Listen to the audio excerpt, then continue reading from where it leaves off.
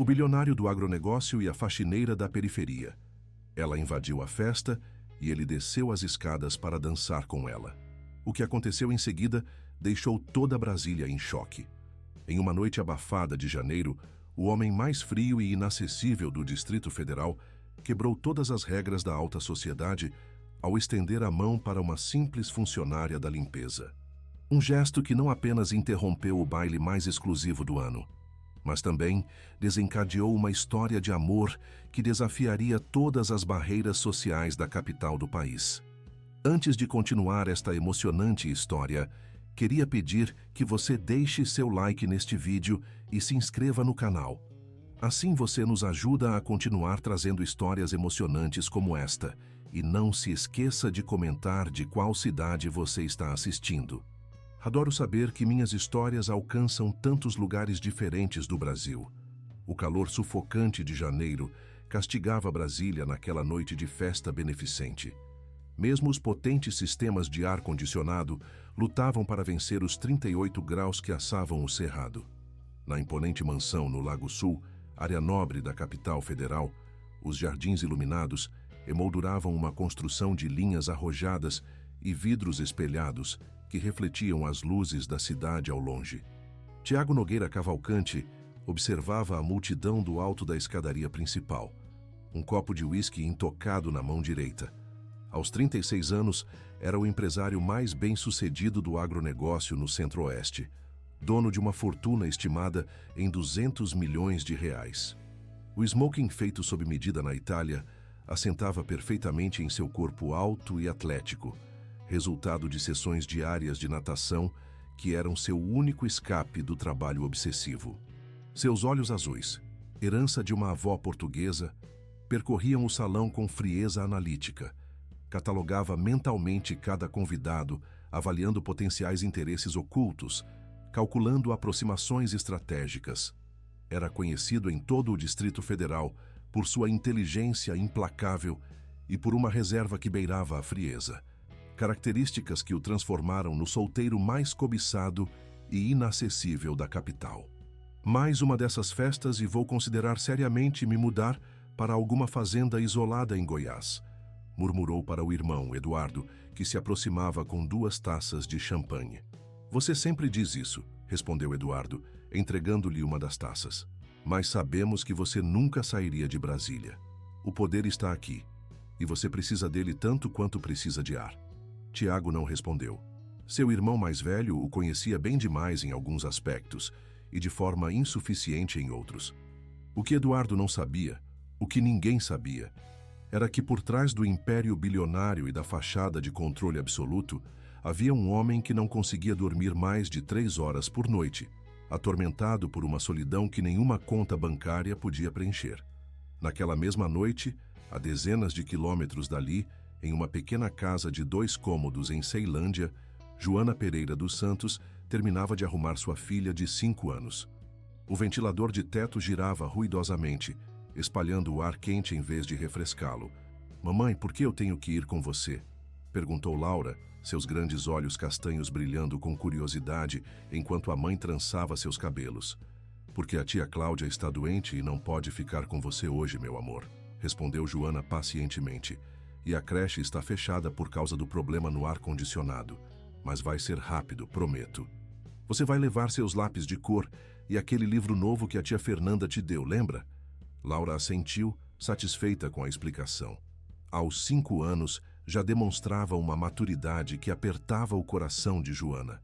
Desde que Pedro, seu marido, falecera em um acidente na obra onde trabalhava como pedreiro, a menina parecia ter assumido a missão silenciosa de não dar trabalho, de ser forte para a mãe. Joana terminou de se arrumar, vestindo o uniforme azul marinho da empresa Limpeza Capital, onde trabalhava há quase 1 ano. Antes disso, tinha sido caixa de supermercado, babá, manicure, qualquer trabalho honesto que pudesse sustentá-las depois que se viu sozinha com uma filha de 3 anos. O ônibus para o Lago Sul estava lotado e o ar-condicionado quebrado, como sempre. Segurando Laura no colo para que não fosse esmagada pela multidão, Joana observava pela janela a cidade que se transformava gradualmente.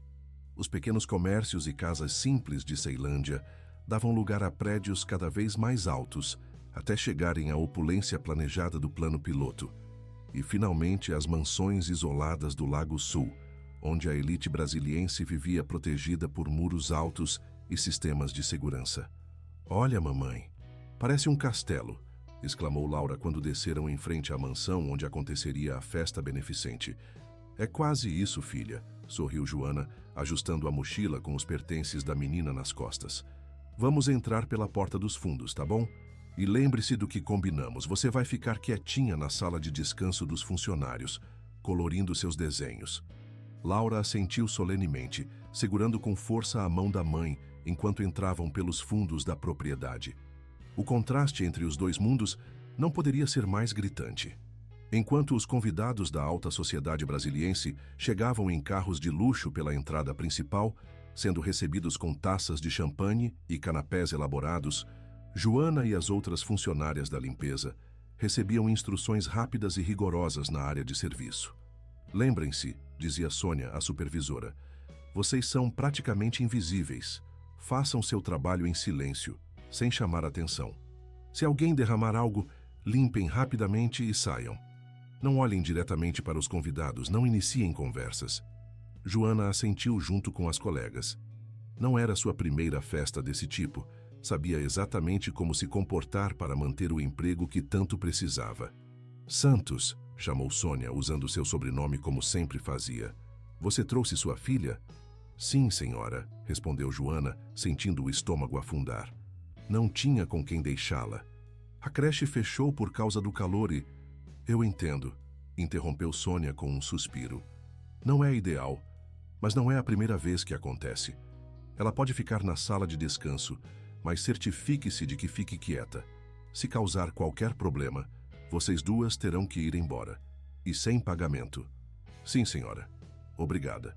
Joana levou Laura para a pequena sala reservada aos funcionários, improvisando uma cama com 2 casacos limpos sobre um sofá de 2 lugares. Deixou a menina com seus lápis de cor, o livro de histórias e uma garrafinha de água, prometendo voltar para verificá-la a cada meia hora. O salão principal da mansão era de tirar o fôlego. O teto alto abrigava lustres de cristal importados que brilhavam como constelações artificiais sobre os convidados. O mármore branco do piso refletia as luzes e o movimento dos vestidos longos e smokings impecáveis. O ar-condicionado mantinha a temperatura perfeita, como se o calor sufocante de janeiro fosse apenas um rumor distante, algo que acontecia em outra cidade, outro mundo. Joana movimentava-se discretamente entre os convidados, recolhendo taças vazias, limpando pequenos acidentes, sempre de olhos baixos, sempre em silêncio. Observava de soslaio as mulheres em seus vestidos de grife, os homens com seus relógios que custavam mais do que ela ganharia em 10 anos. Tentava não pensar na injustiça de tudo aquilo, concentrando-se apenas em fazer seu trabalho bem feito e voltar para verificar Laura. Na terceira vez que foi verificar a filha, porém, encontrou o sofá vazio. O pânico subiu por sua garganta como ácido. Olhou freneticamente pela pequena sala, verificou o banheiro adjacente, perguntou às outras funcionárias que descansavam. Ninguém tinha visto Laura. "Meu Deus, onde ela se meteu?", murmurou Joana, o coração batendo tão forte que parecia que ia explodir. Se Sônia descobrisse que Laura estava perambulando pela mansão, seria demitida na hora. Pior ainda, se a menina quebrasse algo valioso, poderia acabar endividada pelo resto da vida. Saiu rapidamente da sala de descanso, percorrendo os corredores de serviço, procurando em cada canto, cada armário. Nada. O desespero crescia a cada segundo. Foi então que ouviu. Mesmo abafada pelas paredes, reconheceria a risada de sua filha em qualquer lugar. Seguindo o som, Joana chegou à entrada do salão principal. E ali, no meio da pista de dança, sob as luzes brilhantes dos lustres de cristal, estava Laura. Sozinha, girando com os braços abertos, rindo de pura alegria, enquanto tentava acompanhar a valsa que a pequena orquestra tocava. Seu vestidinho simples de algodão, comprado em uma feira de Ceilândia, contrastava dramaticamente com os trajes de gala ao redor. Seus sapatinhos, já um pouco gastos nas pontas, deslizavam inexperientes pelo mármore polido. mas havia algo na pureza de sua alegria, na inocência de seus movimentos, que fez com que vários convidados parassem para observá-la, alguns com sorrisos genuínos, outros filmando discretamente com seus smartphones caros. O tempo pareceu congelar para Joana. Dividida entre o horror da situação, sua filha havia invadido a festa mais exclusiva de Brasília, e um estranho orgulho pela beleza simples que Laura irradiava, ela ficou paralisada por um momento na entrada do salão. Foi então que o viu. No topo da escadaria de mármore, um homem alto de smoking observava a cena. Mesmo nunca tendo visto Tiago Nogueira Cavalcante pessoalmente, Joana o reconheceu imediatamente das fotos em revistas e jornais. O anfitrião da festa, o homem mais poderoso do agronegócio do Centro-Oeste, o bilionário notoriamente frio e reservado. E ele estava olhando diretamente para Laura. O pânico tomou conta de Joana. Reunindo toda a sua coragem, entrou no salão e caminhou rapidamente em direção à filha, sentindo os olhares dos convidados queimarem sua pele, julgando seu uniforme de limpeza, seus cabelos presos em um coque simples, suas mãos ásperas de trabalho duro. "Laura!" chamou em voz baixa, finalmente alcançando a menina. "Vamos, filha. Você não pode estar aqui." Laura parou de girar e olhou para a mãe, seus olhos brilhando de excitação. "Mamãe, estou dançando como uma princesa." "Eu sei, meu amor, mas precisamos ir agora", insistiu Joana, segurando a mão da filha, profundamente consciente do silêncio que havia se instalado ao redor delas, das dezenas de olhares curiosos e julgadores. Foi nesse momento que ouviu o som de passos firmes descendo a escadaria de mármore. O murmúrio crescente dos convidados. Joana virou-se lentamente e viu Tiago Nogueira Cavalcante caminhando diretamente em sua direção, seu rosto uma máscara impenetrável de controle. O salão inteiro parecia ter parado de respirar. A orquestra continuava tocando, mas as conversas cessaram.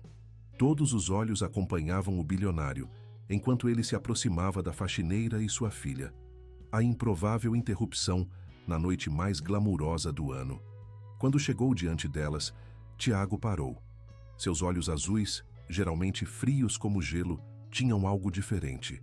Um brilho que ninguém ali reconheceria, porque ninguém jamais o havia visto antes. "Boa noite", disse ele, sua voz grave e controlada, dirigindo-se a Joana. E então, para a absoluta surpresa de todos os presentes, inclinou-se ligeiramente e estendeu a mão. "Posso ter a honra desta dança?" Um suspiro coletivo percorreu o salão. Joana olhou para a mão estendida, depois para o rosto do homem à sua frente, procurando por algum sinal de zombaria ou crueldade. Não encontrou nenhum. Apenas aquele estranho brilho nos olhos azuis, uma vulnerabilidade tão inesperada que a deixou sem palavras. Laura, no entanto, não tinha tais inibições. "O príncipe quer dançar com você, mamãe", exclamou ela, dando pulinhos de empolgação. Um sorriso quase imperceptível tocou os lábios de Tiago ao ouvir as palavras da menina. E, de alguma forma, aquele pequeno gesto humanizou o rosto que aparecia nas capas das revistas de negócios, transformando-o de ícone distante em um homem de carne e osso. Foi esse sorriso, mais do que qualquer outra coisa, que fez Joana tomar sua decisão. Com uma mistura de medo e algo que não conseguia nomear, algo parecido com coragem, ou talvez esperança, ela colocou sua mão sobre a dele. "Sim", respondeu simplesmente.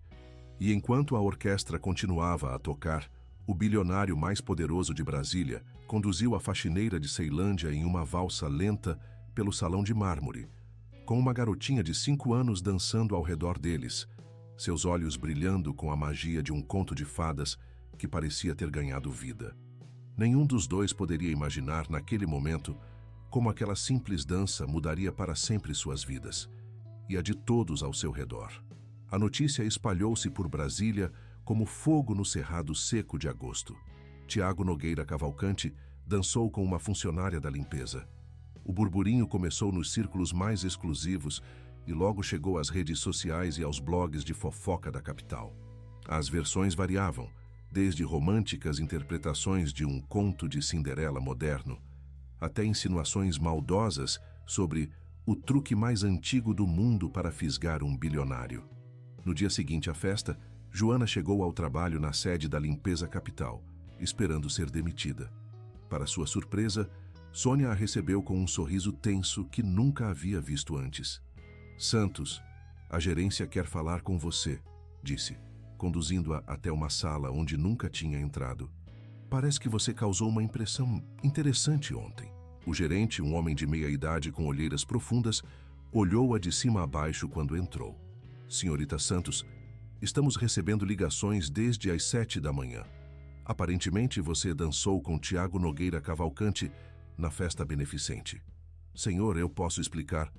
Não há necessidade, interrompeu ele, levantando uma mão. Não sei como ou por que isso aconteceu, mas recebi ordens expressas para não tomar nenhuma medida disciplinar contra você, apesar do claro descumprimento das regras ao levar sua filha a um evento. Joana piscou, confusa. Ordens? De quem? O gerente deu de ombros.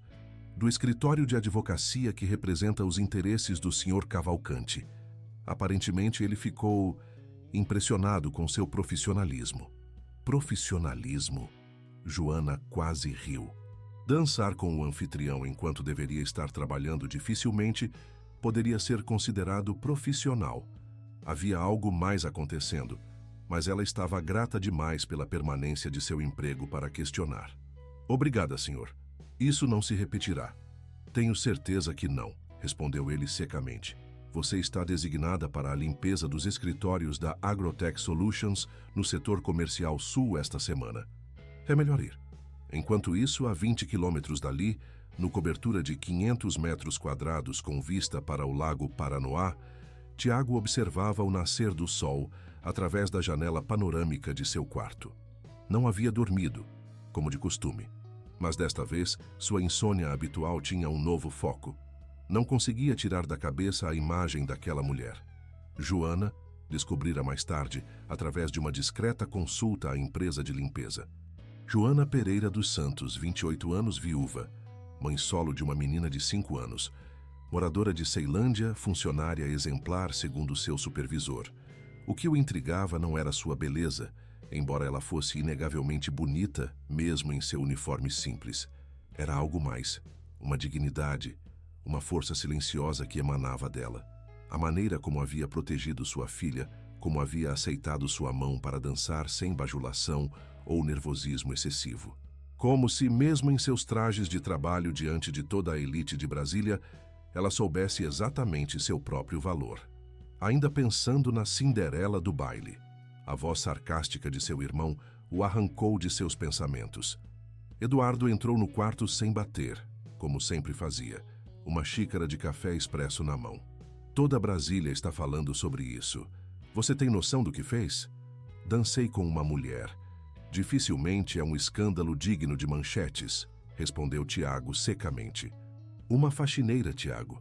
Uma faxineira de Ceilândia. Eduardo balançou a cabeça. Amanda Monteiro de Queiroz estava lá esperando que você a convidasse para dançar a 3 eventos consecutivos. A filha do senador, lembra? A conexão política que precisamos para a expansão no Mato Grosso. Tiago olhou para o irmão com frieza. Eu não danço sob demanda, Eduardo. Nem para filhas de senadores, nem para expandir negócios. Você nunca dança, esse é o ponto. Eduardo parecia genuinamente perplexo. Em 15 anos de eventos sociais, nunca vi você convidar uma mulher para dançar. E então, do nada, você escolhe uma funcionária da limpeza na frente de toda a elite de Brasília? A verdade era que nem mesmo Tiago entendia completamente seus próprios motivos. Havia algo naquela cena. A menina dançando sozinha com pura alegria. A mãe com seu misto de orgulho e constrangimento que havia quebrado algo dentro dele. Um impulso inexplicável o havia levado a descer aquelas escadas, a estender a mão, a experimentar, por um breve momento, uma conexão que parecia real em um mundo onde tudo era calculado e artificial. Tenho uma reunião em 1 hora, disse ele, ignorando a pergunta do irmão. Podemos discutir minha vida social ou falta dela em outro momento? Eduardo suspirou. Só estou pedindo que pense na empresa, nas parcerias que construímos com tanto cuidado. Sua vida pessoal é sua, mas quando você faz algo assim em público, afeta todos nós. Quando Eduardo saiu, Tiago voltou-se novamente para a vista da cidade que despertava. Brasília, com sua arquitetura planejada e suas divisões tão claramente demarcadas, o poder no centro, a pobreza nas margens. Como a vida que ele havia construído para si mesmo, perfeitamente ordenada, racionalmente estruturada e completamente vazia de significado real. Pegou o telefone e digitou uma mensagem para seu assistente.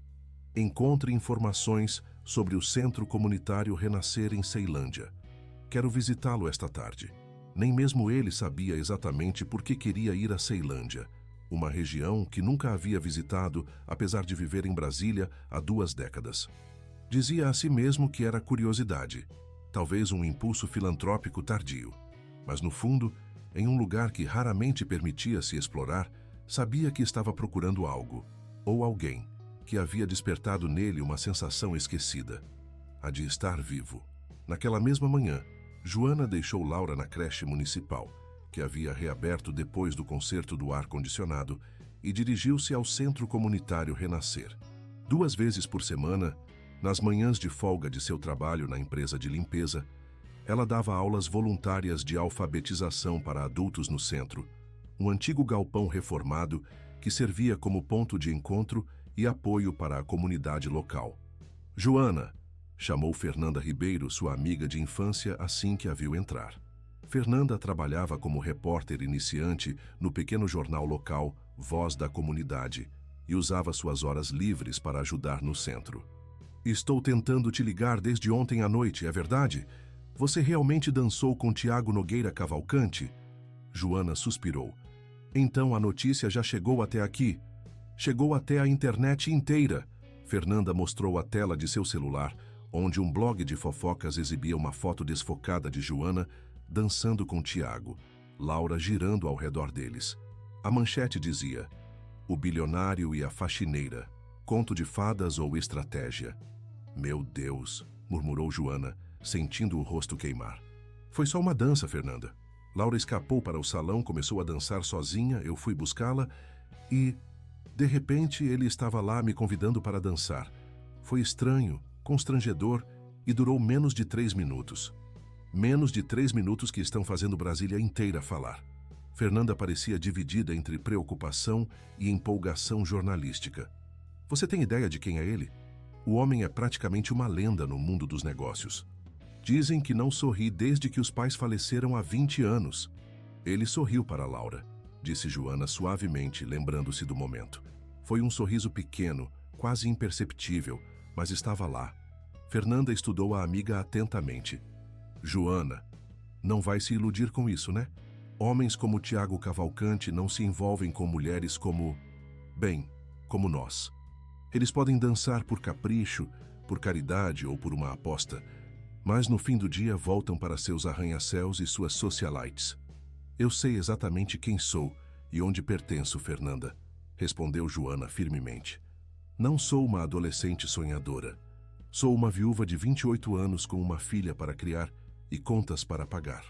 Aquela dança não significou nada além de uma gentileza momentânea, provavelmente motivada por pena ao ver Laura dançando sozinha. Mas enquanto dizia essas palavras, uma pequena parte dela, uma parte que havia adormecido desde a perda de Pedro, se perguntava como seria ser vista, realmente vista, por alguém como Tiago Cavalcante. Não como uma faxineira, não como um objeto de caridade, mas como uma mulher. Afastou o pensamento rapidamente. Fantasias assim não tinham lugar em sua vida prática. Vamos, a turma de alfabetização já deve estar esperando, disse mudando de assunto. E preciso preparar o material para o grupo de apoio às mães solo da tarde. Naquele mesmo momento, Amanda Monteiro de Queiroz ajustava seus óculos de sol Gucci, enquanto seu motorista particular a levava pelo eixo monumental em direção ao Lago Sul. Filha de um senador influente e herdeira de uma das maiores fortunas de Brasília, Amanda havia passado a noite inteira acordada, consumida por uma raiva que se transformava lentamente em determinação. Ela havia planejado tudo tão cuidadosamente. O vestido Alexander McQueen exclusivo, encomendado especialmente para a festa beneficente. A joia discreta, mas caríssima da Cartier, nem muito ostensiva para não parecer desesperada, nem muito simples para não ser esquecida. A pesquisa meticulosa sobre os últimos projetos da Cavalcante Agronegócios para poder manter uma conversa inteligente. 15 anos de investimento social calculado para se posicionar como a parceira perfeita para o bilionário mais cobiçado de Brasília. Tudo arruinado em um instante quando ele desceu aquelas escadas e estendeu a mão para uma faxineira. "Para onde, senhora?" perguntou o motorista, interrompendo seus pensamentos. "Escritório do papai primeiro", respondeu ela secamente. "Depois ao escritório do Dr. Menezes." Dr. Menezes era o investigador particular mais discreto e eficiente de Brasília, conhecido por sua capacidade de descobrir segredos que as pessoas acreditavam estarem bem enterrados. Custava uma fortuna, mas dinheiro nunca havia sido problema para Amanda. Se Tiago Cavalcante pensava que podia humilhá-la publicamente sem consequências, estava prestes a aprender uma dura lição. E quanto à faxineira, bem, pessoas como ela deveriam saber seu lugar. E Amanda se certificaria de que essa lição também fosse aprendida. Enquanto o motorista seguia em direção à esplanada dos ministérios, Amanda pegou o telefone e digitou uma mensagem para a amiga que trabalhava na empresa de limpeza contratada para a festa. "Preciso de tudo o que puder descobrir sobre Joana Pereira dos Santos, tudo." O sol de fevereiro banhava a cidade, transformando o concreto de Brasília em fornos a céu aberto. Em Ceilândia, o calor era ainda mais sufocante, reverberando nas ruas de asfalto e nas construções simples. O Centro Comunitário Renascer era um oásis improvisado naquele deserto urbano.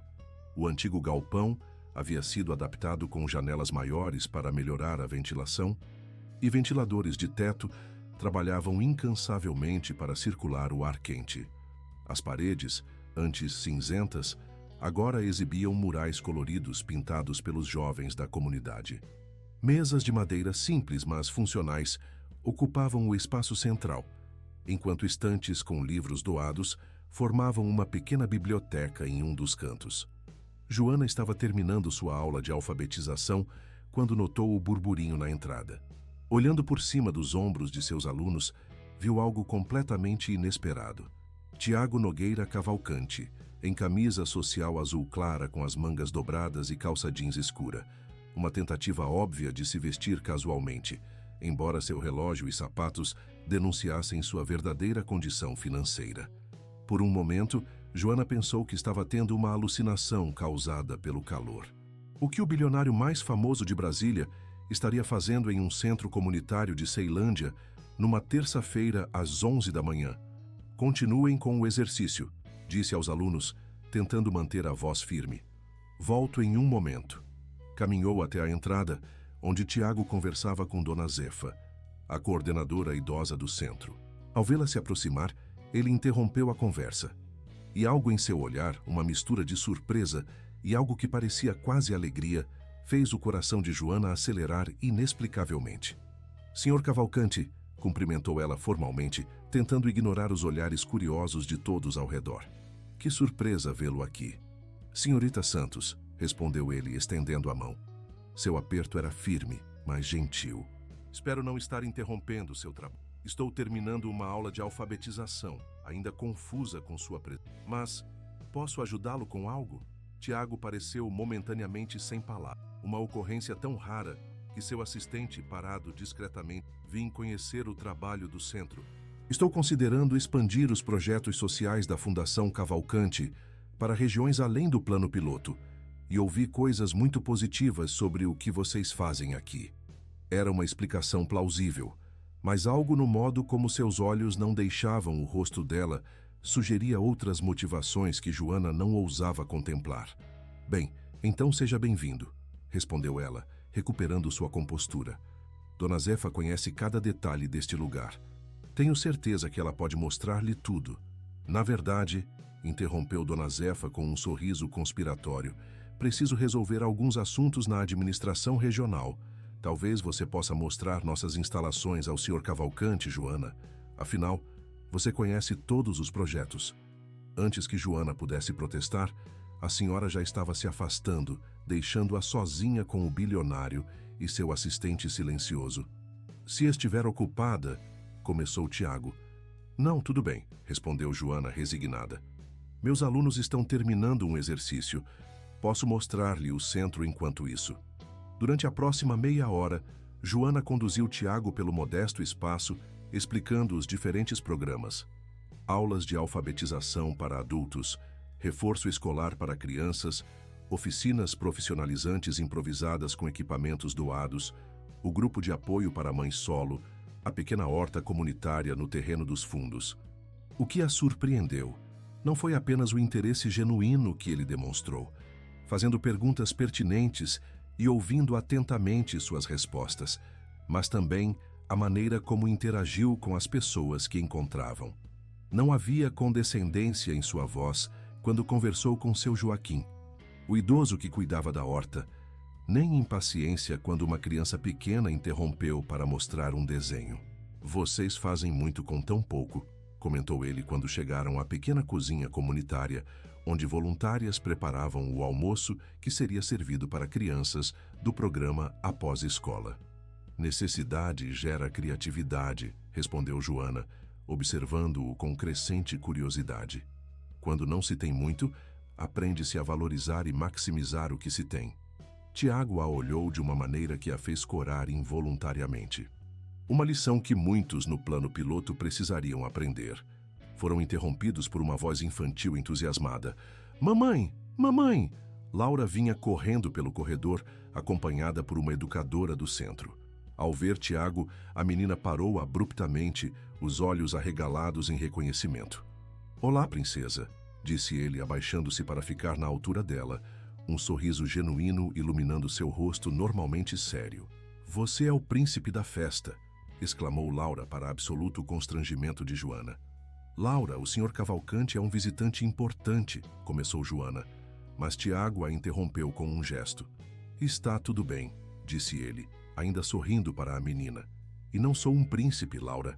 Apenas alguém que teve a sorte de dançar com você e sua mãe naquela noite." Laura inclinou a cabeça, estudando-o com a franqueza desarmante das crianças. "Você dança muito bem. Quase tão bem quanto o meu pai dançava." Um silêncio carregado seguiu-se às palavras da menina. Joana sentiu uma pontada familiar de dor, mas também um estranho conforto ao ver que Laura guardava memórias positivas de Pedro. "Seu pai deve ter sido um excelente dançarino", respondeu Tiago gentilmente. "Ele era", confirmou Laura solenemente. "Mas agora ele está no céu. Mamãe diz que ele virou uma estrela e olha por nós todas as noites." Joana engoliu em seco, o nó na garganta subitamente apertado demais. "Laura, querida, por que não vai ajudar a tia Rosa com os preparativos para o almoço? Vou terminar de mostrar o centro para o Sr. Cavalcante e logo me junto a você."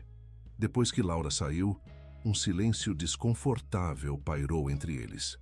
"Sinto muito pelo seu marido", disse Tiago finalmente, com uma suavidade que Joana não esperava. "Obrigada", respondeu ela simplesmente. "Faz 2 anos, mas para Laura, para ela ainda é difícil compreender completamente." Tiago assentiu, um flash de algo profundo e pessoal cruzando seu olhar. "Eu entendo. Perdi meus pais aos 15 anos. Mesmo agora, mais de 20 anos depois, há momentos em que a ausência parece tão fresca quanto no primeiro dia." Era a primeira vez que alguém falava com Joana sobre perda de uma maneira que ressoava tão profundamente com sua própria experiência. Não com piedade ou com conselhos vazios sobre seguir em frente, mas com o reconhecimento silencioso de uma dor compartilhada.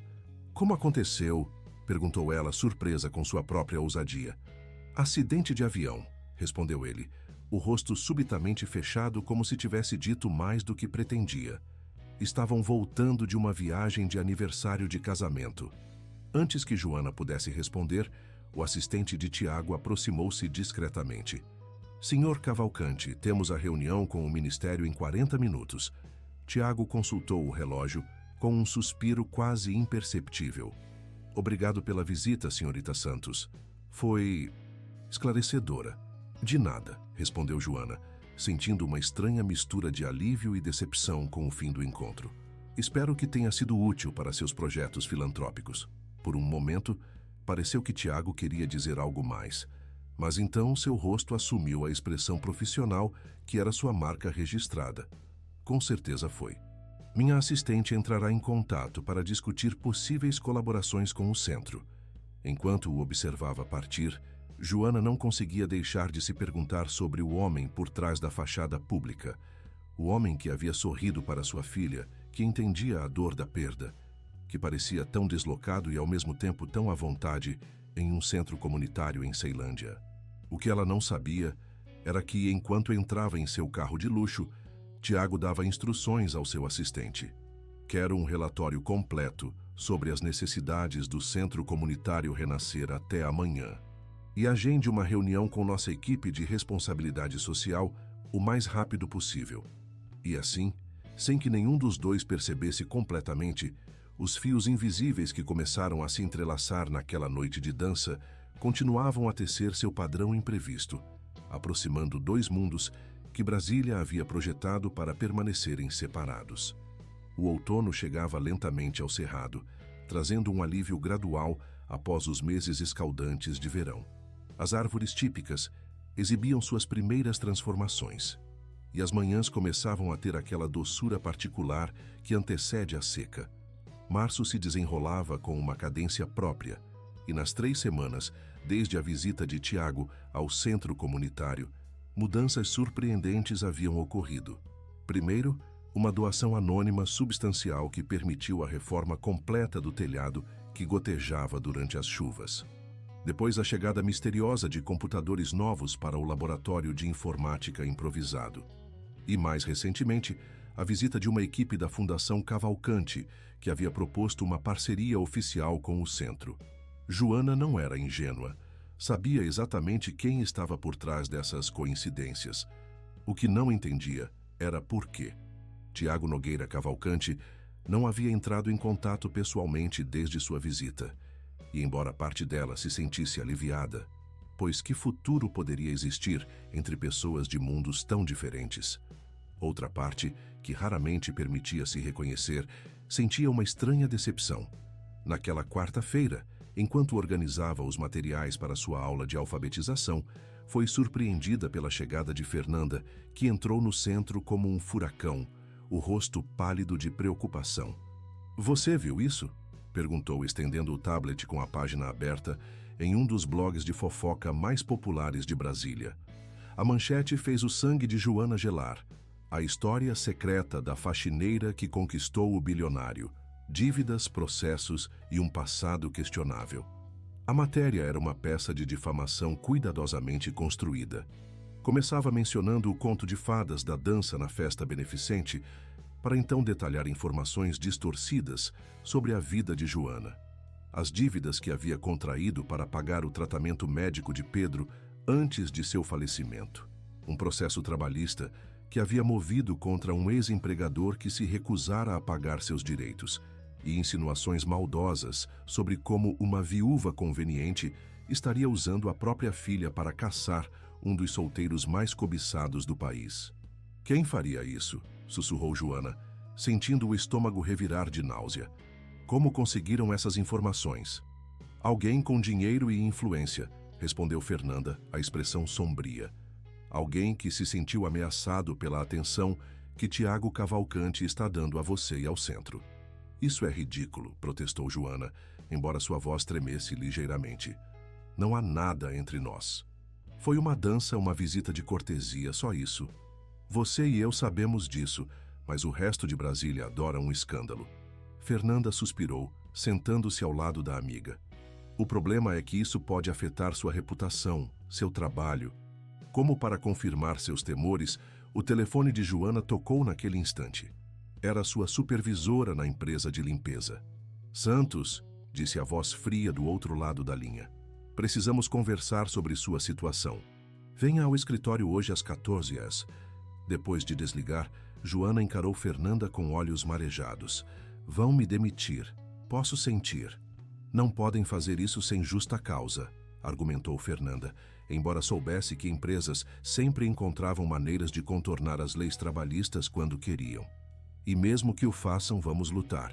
Posso escrever uma matéria expondo o que está acontecendo, posso..." "Não", interrompeu Joana firmemente. "Não quero mais exposição. Não quero Laura vendo a mãe dela em blogs de fofoca ou jornais. Já é difícil o suficiente explicar por que algumas crianças na escola estão fazendo perguntas sobre ela ser filha de faxineira. Enquanto isso, no outro extremo da cidade, no escritório panorâmico no topo de um dos edifícios mais modernos do setor bancário sul, Tiago Cavalcante lia a mesma matéria, o rosto transformado por uma fúria fria que fez seu assistente recuar instintivamente. "Descubra quem está por trás disso", ordenou ele, a voz perigosamente controlada. "Agora." "Senhor, pode ser difícil rastrear a fonte exata. Blogs desse tipo geralmente protegem." "Não me interessa como você vai fazer", interrompeu Tiago. "Use os recursos que precisar, contrate quem for necessário, mas quero saber quem orquestrou isso até o final do dia." Quando o assistente saiu, Eduardo entrou, o rosto carregado de preocupação. "Já viu a matéria, suponho?" "Vi", respondeu Tiago secamente. "É lamentável", continuou Eduardo, escolhendo as palavras com cuidado. "Mas talvez seja útil." Tiago levantou os olhos, seu olhar gélido. "Útil para esfriar essa situação, para você perceber como esse interesse por essa mulher está afetando sua imagem pública e, por extensão, a da empresa. Meu interesse, como você delicadamente coloca, é problema meu", retrucou Tiago. "E quanto à imagem da empresa, talvez esteja na hora de mostrarmos que a Cavalcante Agronegócios se preocupa com mais do que lucros e relações com a elite política." Eduardo sentou-se, passando a mão pelo rosto em um gesto de frustração. "Tiago, seja razoável. O Conselho já está nervoso com suas recentes decisões de investimento em projetos sociais. Agora você quer acrescentar um escândalo pessoal à mistura?" "Qual escândalo?" "Dancei com uma mulher em uma festa. Visitei um centro comunitário como parte de nosso programa de responsabilidade social. Onde está o escândalo?" "O escândalo está na percepção, não nos fatos", argumentou Eduardo. "Você sabe como Brasília funciona. As conexões certas abrem portas que o dinheiro sozinho não consegue. Precisamos do apoio político para a expansão no Centro-Oeste, e isso significa manter relacionamentos estratégicos com famílias como os Monteiro de Queiroz." Tiago ficou em silêncio por um momento, observando a cidade pela janela. Brasília se estendia abaixo dele, com sua arquitetura planejada e suas divisões tão claramente demarcadas. Poder no centro, pobreza nas margens. Uma cidade que não tolerava desvios de seu projeto original. "Amanda está por trás disso, não está?" perguntou finalmente, embora já soubesse a resposta. Eduardo não respondeu diretamente. "Ela e o pai seriam aliados poderosos, Tiago, ou inimigos problemáticos. Sabia que nos últimos 3 meses dormi mais de 4 horas por noite pela primeira vez em anos?" Tiago virou-se para encarar o irmão, uma vulnerabilidade rara em seus olhos. "Sabia que na semana passada ri genuinamente 3 vezes?" "3 vezes, Eduardo. Não consigo me lembrar da última vez que isso aconteceu antes." "E isso tem a ver com ela?" Eduardo parecia genuinamente perplexo. "Tem a ver com encontrar algo real em um mundo de falsidades", respondeu Tiago. "Com ver uma mãe que trabalha em 2 empregos para dar um futuro melhor à filha. Com conhecer pessoas que criam comunidade com quase nada, enquanto nós acumulamos fortunas em nossas torres de vidro." Eduardo suspirou profundamente. "Você sempre foi o idealista da família, mesmo escondendo isso sob aquela fachada fria." Levantou-se, ajustando o terno perfeitamente cortado. "Só tenha cuidado, irmão. Há muito em jogo." Quando Eduardo saiu, Tiago pegou o telefone e fez uma ligação incomum. Não para seu advogado ou para seu departamento de relações públicas, mas para o Centro Comunitário Renascer. "Dona Zefa, aqui é Tiago Cavalcante. Precisamos conversar sobre Joana Santos." Às 2 horas daquela tarde, conforme instruído, Joana apresentou-se no escritório da empresa de limpeza. Como esperava, a conversa foi breve e impessoal. Devido a uma reestruturação da empresa, seu contrato seria encerrado. Receberia todos os direitos trabalhistas, mas seus serviços não seriam mais necessários, com efeito imediato. Saiu do prédio em estado de choque, o envelope com seus documentos de rescisão apertado contra o peito. 2 semanas atrás, sua vida seguia um curso previsível, estruturado, seguro dentro de suas limitações. Agora, havia perdido um de seus 2 empregos. Sua reputação estava sendo atacada publicamente. E o futuro que havia planejado tão cuidadosamente para Laura parecia cada vez mais incerto. Enquanto esperava no ponto de ônibus, tentando decidir se ia para casa ou de volta ao centro comunitário, um carro preto de luxo parou à sua frente. O vidro desceu lentamente, revelando o rosto do assistente de Tiago. "Senhorita Santos, o senhor Cavalcante gostaria de conversar com você." Joana hesitou, dividida entre o orgulho ferido e a curiosidade. Parte dela queria recusar. Já tinha problemas suficientes sem adicionar mais rumores à mistura. Mas outra parte, a parte que sempre a fazia enfrentar problemas de frente, a impeliu a entrar no carro. O veículo a levou através da cidade, passando pelo eixo monumental com suas edificações imponentes, até chegar a um restaurante discreto no Lago Norte. Não era um dos lugares ostensivamente luxuosos frequentados pela elite brasiliense, mas um estabelecimento pequeno e elegante, escondido entre árvores nativas e com vista para o lago. Tiago a esperava em uma mesa privativa nos fundos, longe de olhares curiosos. Levantou-se quando ela se aproximou, o rosto uma máscara de preocupação contida. "Obrigado por vir", disse ele, puxando a cadeira para ela. "Não tinha muita escolha, tinha?", respondeu Joana, mais ácida do que pretendia. "Seu motorista praticamente me interceptou." Tiago franziu o senho. "Se você preferir ir embora..." "Não", suspirou ela, suavizando o tom. "Desculpe, foi um dia difícil." "Eu sei, vi a matéria." Ele fez uma pausa, escolhendo as palavras com cuidado. "Primeiro, quero que saiba que já identificamos a fonte. Segundamente, estamos tomando medidas legais contra o blog. E terceiro, soube que você perdeu seu emprego na empresa de limpeza." Joana sentiu o rosto queimar de vergonha e raiva. "Você tem me investigado?" "Não", respondeu ele prontamente. "Dona Zefa me ligou preocupada. Aparentemente você ligou para cancelar sua aula de amanhã." "Oh." Joana relaxou ligeiramente. "Sim, eu preciso procurar outro emprego. Não posso me dar ao luxo de ficar apenas com o trabalho da biblioteca." Tiago a observou por um momento, seus olhos azuis insondáveis. "Tenho uma proposta para você." "Se for caridade, não estou interessada", respondeu Joana imediatamente, erguendo o queixo. Um sorriso fugaz tocou os lábios dele. "Não é caridade, é uma proposta de trabalho legítima." Ele explicou que a Fundação Cavalcante estava expandindo seus projetos sociais e educacionais, começando por Ceilândia. Precisavam de alguém que conhecesse a comunidade, que entendesse suas necessidades reais e que pudesse coordenar os programas com autenticidade e eficiência. "Você seria perfeita para o cargo", concluiu ele. "Salário compatível com o mercado para posições gerenciais, benefícios completos e, o mais importante, autonomia para tomar decisões baseadas no que você sabe que a comunidade realmente precisa, não no que executivos em escritórios de luxo acham que seria bom para marketing." Joana o estudou, tentando processar a proposta inesperada. "Por que eu? Há pessoas mais qualificadas, com diplomas, experiência em gestão. Diplomas podem ser adquiridos. Experiência pode ser desenvolvida." Tiago inclinou-se ligeiramente para a frente. "Mas o que não se pode ensinar é integridade, comprometimento e conexão genuína com a comunidade. Vi como as pessoas do centro te respeitam, como você se importa não apenas com os resultados, mas com os indivíduos. É isso que precisamos." Era uma oferta tentadora. Mais do que tentadora, era uma oportunidade que Joana nunca havia sonhado possível. Um trabalho que não apenas pagaria muito melhor que seus 2 empregos anteriores combinados, mas que também permitiria que ela fizesse diferença real na comunidade que amava. Mas havia complicações óbvias. "As pessoas vão falar", disse ela finalmente.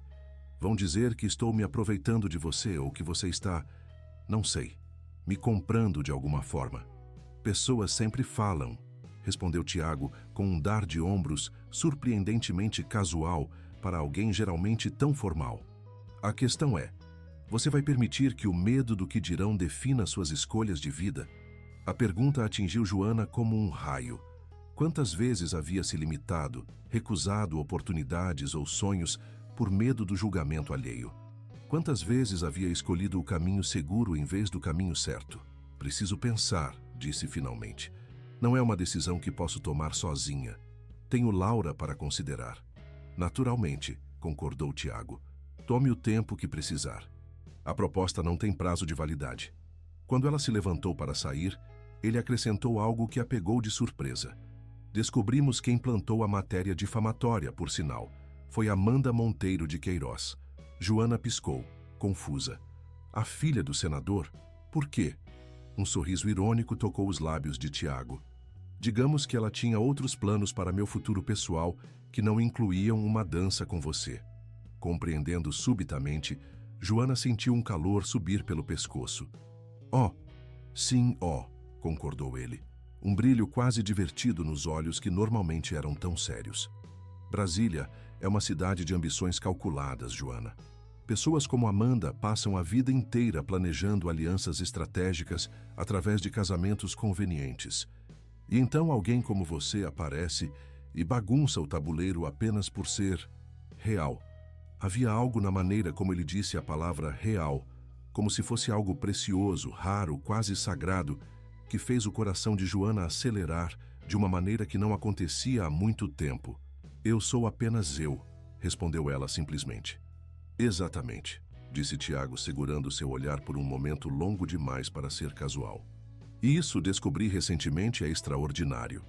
Enquanto o motorista a levava de volta para a Ceilândia, Joana olhava pela janela, observando a cidade transformar-se gradualmente da opulência planejada do plano piloto para a realidade mais crua e vibrante da periferia. Em sua mente, uma tempestade de pensamentos e emoções contraditórias. A proposta de emprego era uma oportunidade que mudaria sua vida e a de Laura. Mas, além disso, havia algo mais acontecendo. Algo que não ousava nomear, mas que sentia crescer a cada encontro com Tiago. Algo que a assustava e a atraía na mesma medida. E enquanto o carro avançava pela cidade dividida, Joana percebeu que estava em uma encruzilhada que não envolvia apenas decisões profissionais, mas o próprio rumo de seu coração, um coração que havia mantido cuidadosamente protegido desde a perda de Pedro, e que agora inesperadamente mostrava sinais de despertar. O outono avançava em Brasília, trazendo aquela luz dourada particular que transforma o cerrado em um mar ondulante de tons âmbar e dourado. As temperaturas ainda eram altas durante o dia, mas as noites começavam a oferecer um alívio bem-vindo após os meses escaldantes de verão. Abril desenrolava-se em um ritmo acelerado para Joana. Após muita reflexão e longas conversas com Fernanda e com Dona Zefa, ela havia aceitado a proposta de Tiago. Agora, como coordenadora de projetos comunitários da Fundação Cavalcante, dividia seu tempo entre o escritório modesto, mas funcional, que havia sido montado no próprio centro comunitário, e visitas a outras comunidades da periferia de Brasília, mapeando necessidades e potenciais projetos. O trabalho era desafiador e infinitamente mais gratificante que seus empregos anteriores. Pela primeira vez, Joana sentia que suas ideias eram valorizadas, que sua voz era ouvida. E o mais importante, estava fazendo diferença real na vida de pessoas que, como ela, haviam crescido acreditando que certas portas jamais se abririam. Mãe, posso mostrar meu desenho para o tio Tiago hoje? Perguntou Laura durante o café da manhã, sua voz animada quebrando os pensamentos de Joana. Ele deve estar muito ocupado, querida, respondeu Joana automaticamente, embora soubesse que a pergunta era válida. Nas últimas semanas, Tiago havia se tornado uma presença cada vez mais frequente em suas vidas. No início, suas visitas ao centro eram estritamente profissionais. Reuniões para discutir o andamento dos projetos, apresentações para potenciais parceiros. Mas, gradualmente, algo havia mudado. Ele começou a aparecer em momentos inesperados. No final do dia, quando Joana estava prestes a buscar Laura na escolinha do centro. Aos sábados, quando aconteciam os mutirões comunitários. Uma vez, até mesmo em um domingo. Coincidentemente, passando pela feira de artesanato onde Joana e Laura compravam frutas todas as semanas. E mais surpreendente ainda era como Laura havia se apegado a ele. A menina, geralmente tímida com estranhos, agora corria para mostrar a Tiago seus desenhos. Contava-lhe histórias elaboradas sobre sua escola e uma vez até adormeceu no colo dele durante uma reunião que se estendeu até tarde da noite. Mas ele disse que queria ver meu projeto da escola, insistiu Laura, tirando Joana de seus pensamentos. E hoje é dia de reunião, não é? Sim, temos uma reunião, confirmou Joana, verificando o relógio. Mas é sobre coisas chatas de adultos. Não sei se haverá tempo para desenhos. Laura fez um beicinho, mas logo se animou novamente. Então vou guardar para mostrar na festa junina. Ele vai vir, não vai? Você convidou ele, né? A festa junina do centro comunitário. Outra complicação que Joana tentava não pensar muito. Como parte dos novos projetos culturais, o centro realizaria uma grande festa junina no final do mês, aberta a toda a comunidade. E sim, ela havia mencionado o evento para Tiago, que imediatamente se oferecera para patrocinar toda a estrutura através da fundação. Não sei se ele virá, Laura, respondeu honestamente. Pessoas como o Sr. Cavalcante têm agendas muito ocupadas. Mas ele gosta da gente, declarou Laura com a certeza absoluta das crianças. Ele sorri diferente quando te vê, sabia? Não é como o sorriso que ele dá para as outras pessoas. Joana quase engasgou com seu café. Como sua filha de 5 anos havia notado algo que ela própria tentava desesperadamente ignorar. Porque era verdade. Havia algo na maneira como Tiago olhava para ela, como sua expressão normalmente controlada suavizava-se na sua presença, como seus olhos pareciam acompanhá-la pela sala durante reuniões. Algo que ia muito além da relação profissional que tentavam manter. Vamos nos atrasar se não sairmos agora, disse Joana, evitando o assunto. Pegue sua mochila, vamos. O novo emprego havia trazido outras mudanças práticas também. O salário muito melhor permitiu que Joana alugasse uma casa pequena, mas confortável, mais próxima do centro comunitário. Laura agora frequentava a escola dentro do próprio centro, um projeto piloto que oferecia educação integrada com atividades culturais e esportivas. E pela primeira vez em anos, Joana podia se dar ao luxo de pequenos confortos. Uma geladeira nova que não fazia barulhos estranhos durante a noite, um colchão que não deixava suas costas doloridas, até mesmo um pequeno notebook que facilitava seu trabalho. Mas a mudança mais significativa não era material.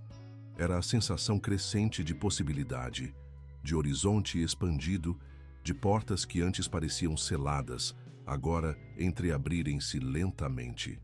E no centro dessa transformação estava Tiago, um homem que, contra todas as probabilidades, parecia determinado a demolir as barreiras que Brasília havia construído tão cuidadosamente entre pessoas como ele e pessoas como ela. Enquanto caminhavam para o ponto de ônibus, Joana refletia sobre o quão surreal sua vida havia se tornado. Há apenas 3 meses, ela era uma viúva anônima lutando para sustentar sua filha com 2 empregos mal remunerados. Agora seu nome aparecia em blogs de fofoca. Ela coordenava projetos sociais com orçamentos de 6 dígitos, e um dos homens mais poderosos de Brasília parecia encontrar desculpas para estar em sua presença. "Olha, mãe, é o carro do tio Tiago", exclamou Laura de repente apontando para a rua. De fato, o sedã preto característico aproximava-se lentamente. Quando parou ao lado delas, a janela traseira desceu, revelando não o assistente habitual, mas o próprio Tiago. "Bom dia", cumprimentou ele, um sorriso genuíno iluminando seu rosto geralmente sério. "Pensei em oferecer uma carona. Estamos indo para o mesmo lugar, afinal." "Tio Tiago." Laura praticamente pulou de alegria. "Eu estava falando de você agora mesmo. Fiz um desenho para te mostrar na reunião." "Mal posso esperar para ver", respondeu ele com seriedade, como se estivesse falando sobre uma apresentação corporativa importante e não sobre o desenho de uma criança de 5 anos. Joana hesitou por um momento. Já havia rumores suficientes circulando. Ser vista chegando ao centro no carro de Tiago certamente alimentaria mais fofocas. Por outro lado, era apenas uma carona profissional para uma reunião de trabalho legítima. "Vamos, mãe", insistiu Laura, já abrindo a porta do carro. Com um suspiro de resignação, Joana entrou no veículo, cumprimentando Tiago com um aceno formal que contrastava com a familiaridade crescente entre eles. Espero não estar impondo, disse ele enquanto o carro começava a se mover. Estava passando pelo caminho e pensei... É uma gentileza, respondeu Joana, interrompendo sua explicação. Obrigada. Durante o trajeto, Laura dominou a conversa, contando animadamente sobre o projeto de sua turma para a festa junina e como ela seria uma das bailarinas na quadrilha das crianças. Tiago ouvia com atenção genuína, fazendo perguntas e reagindo com entusiasmo nos momentos certos. Joana observava a interação, uma emoção complexa crescendo em seu peito. Havia algo profundamente comovente na maneira como este homem, conhecido em toda Brasília por sua frieza e eficiência implacável no mundo dos negócios, se transformava completamente na presença de sua filha. E você, Joana? A voz de Tiago trouxe-a de volta à realidade. Como estão os preparativos para a festa? Avançando bem, respondeu ela, voltando ao modo profissional. A comunidade está muito envolvida. Temos voluntários para todas as barracas. O grupo de mães está coordenando a comida tradicional. E os jovens do projeto de música estão ensaiando as canções típicas. Parece que será um grande evento, comentou ele. Mal posso esperar para ver. Havia algo na maneira como ele disse isso, uma nota pessoal que ia além do interesse profissional, que fez Joana olhá-lo mais atentamente. Seu rosto estava relaxado, os olhos azuis mais suaves que o habitual, observando-a com uma intensidade que fez seu coração acelerar involuntariamente. Então você virá? Perguntou, tentando manter a voz casual. Não perderia por nada, respondeu ele, segurando seu olhar por um momento antes de voltar a atenção para Laura, que mostrava seu desenho parcialmente terminado. Quando chegaram ao centro comunitário, foram recebidos por Fernanda, que ergueu as sobrancelhas significativamente ao vê-los saindo juntos do carro. Joana lançou-lhe um olhar de advertência, enquanto Laura corria para se juntar às outras crianças que chegavam para a escola. Bom dia, Sr. Cavalcante, cumprimentou Fernanda com formalidade exagerada. Que surpresa vê-lo tão cedo por aqui. Senhorita Ribeiro, respondeu Tiago com um aceno. Vim para a reunião sobre a expansão do programa de alfabetização digital. Claro, sorriu Fernanda, o olhar pulando entre ele e Joana. A reunião, em 1 hora, se não me engano. Pensei em chegar mais cedo para rever alguns números, explicou ele, embora não houvesse real necessidade de justificar sua presença. Números. Certo. Fernanda mal conseguia esconder seu sorriso sugestivo. Bem, não vou atrapalhar. Tenho certeza que vocês têm muito o que revisar. Assim que Fernanda se afastou, Joana soltou um suspiro exasperado. Desculpe por isso. Ela sempre foi assim, desde a escola. Não precisa se desculpar, respondeu Tiago, um leve sorriso nos lábios. É bom ver que você tem pessoas que se importam com você, mesmo que expressem isso através de provocações adolescentes. Joana riu, surpresa pela observação perspicaz. Fernanda é como uma irmã para mim. Desde que Pedro faleceu, ela tem sido meu maior apoio, além da dona Zefa. Tiago assentiu, seu rosto subitamente sério. Considero Eduardo da mesma forma, apesar de nossas diferenças. Família é complicada, mas essencial. Havia uma história não contada naquelas palavras. Joana podia sentir. Nos últimos meses, Tiago havia compartilhado fragmentos de sua vida. A perda dos pais aos 15 anos, os anos na casa dos avós, sua determinação precoce de reconstruir o império familiar que havia começado a se fragmentar após a tragédia. Mas sempre havia lacunas, espaços vazios que ele parecia relutante em preencher. Falando em Eduardo, continuou Tiago, enquanto caminhavam para o escritório. Ele virá à reunião hoje. Achei que deveria avisá-la. Joana sentiu uma pontada de apreensão.